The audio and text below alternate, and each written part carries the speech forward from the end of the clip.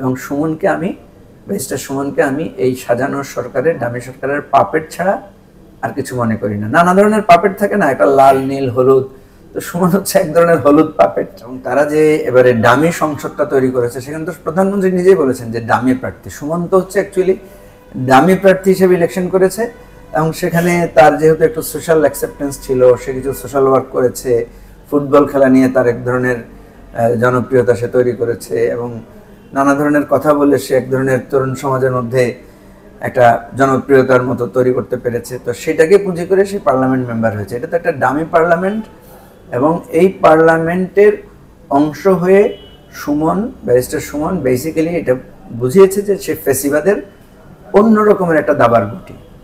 এখন যেটা হচ্ছে যে সে কৃত্রিমভাবে সরকারের বিরোধিতা করছে, কৃত্রিমভাবে তাকে প্রাণনাশের হুমকি দেওয়া হচ্ছে। আওয়ামী লীগের লোকেরা তো একে অপরকে ভারতে নিয়ে কুটি কুটি করে কেটে ড্রেনে ভাসিয়ে দিয়েছে। তো এটা তো কোনো অস্বাভাবিক ব্যাপার না। সুমনের ড্রেনে যদি, সুমনের যদি এরকম টুকরা টুকরা লাশ ড্রেনে পাওয়া যায়, এটা তো আওয়ামী লীগের পক্ষে সম্ভব। আওয়ামী লীগের লোকেরা এটা করেছে, এবং আপনারা এখন দেখেছেন যে সবার নাম আসছে, আওয়ামী লীগের জেলার সেক্রেটারি, আওয়ামী লীগের নেতারাই এই কাজগুলো করেছে। সুতরাং এটা হচ্ছে আমাদের দেশের মানুষের জন্য একটা এন্টারটেনমেন্ট। এই যে সুমন এখন জিডি করছে, এখন তার প্রাণনাশের হুমকির কথা বলা হচ্ছে, এরপরে দেখা যাবে যে এই বিষয়গুলো নিয়ে দেখা যাবে যে তাদের মধ্যে, এই যে আপনি দেখেছেন রাজশাহীতে তাদের মন্ত্রী এবং এমপিদের কোন্দলে সেখানে মানুষ মারা গেছে। তো এটা আমি মনে করি মানুষের দৃষ্টিকে ফেরানোর জন্য, এবং আমরা যারা সরকার বিরোধী আন্দোলন করছি তারা যাতে কিছুক্ষণ মনে মজা পায় যে না এখন তো তারা লেগেছে, সুতরাং আমরা একটু দেখি। এটা হচ্ছে আওয়ামী লীগের একটা সাজানো বিষয়, এবং সুমনকে আমি, ব্যারিস্টার সুমনকে আমি এই সাজানো সরকারের, দামি সরকারের পাপেট ছাড়া আর কিছু মনে করি না। নানা ধরনের পাপেট থাকে না, একটা লাল, নীল, হলুদ, তো সুমন হচ্ছে এক ধরনের হলুদ পাপেট। তো এই পাপেট আলটিমেটলি আমি মনে করি যে তার মুখোশটা উন্মোচিত হয়ে যাবে।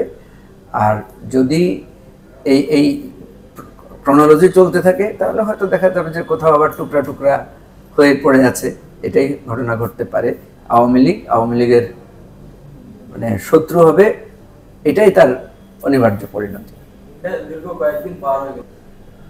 ব্যাপার হচ্ছে যে কে হুমকি দিয়েছে শনাক্ত করতে পারছে না। আপনার এই যে কে হুমকি দিচ্ছে সেটা তো একটা রহস্যজনক। আদৌ হুমকি দিয়েছে কিনা, আদৌ এটা একটা তৈরি করা জিনিস কিনা। কারণ আমরা তো আমাদের রাষ্ট্রে বহু ধরনের বানোয়াট জিনিস দেখেছি, তাই না? আপনার বলা হয়েছে অমুক জায়গায় ঘটনাটা এরা করেছে, কিন্তু আরেকজনকে দিয়ে ঘটনা ঘটানো হয়েছে। তো আপনি দেখেন নাই যে ওই যে আনার হত্যার নানা রকমের কাহিনী বলা হচ্ছে। প্রথমে বলা হচ্ছে যে আনারের লাশ পাওয়া গেছে, পরে এখন শোনা হচ্ছে যে লাশই পাওয়া যাচ্ছে না। তো এই জন্য প্রথম কথা হচ্ছে সুমনকে কেউ হুমকি দিয়েছে কিনা, যদি দিয়ে থাকে এটা অবশ্যই অপরাধ, এটা তদন্ত করতে হবে। হয়তো কেউ হুমকি দেয় নাই, অথবা এমন কেউ হুমকি দিয়েছে যেটাকে আবার পুলিশ জেনেও সেখানে হাত দিতে পারছে না বা হস্তক্ষেপ করতে পারছে না। কারণ এখানে তো আমরা দেখতে পাচ্ছি সে আপনার ইয়ার বিরুদ্ধে, ওই যে আদালতে যে সে বেনজিরের বিরুদ্ধে তার আবেদন জারি করেছে ইয়াতে, ওই দুদকে। তো সুতরাং এটা আমি বারবারই বলছি যে এটা একটা গেম, এবং এই গেমটা হচ্ছে মানুষকে বিভ্রান্ত করার জন্য, মানুষকে অন্যদিকে একটু বিজি রাখার জন্য, এছাড়া আর কিছু মনে করি না আমি।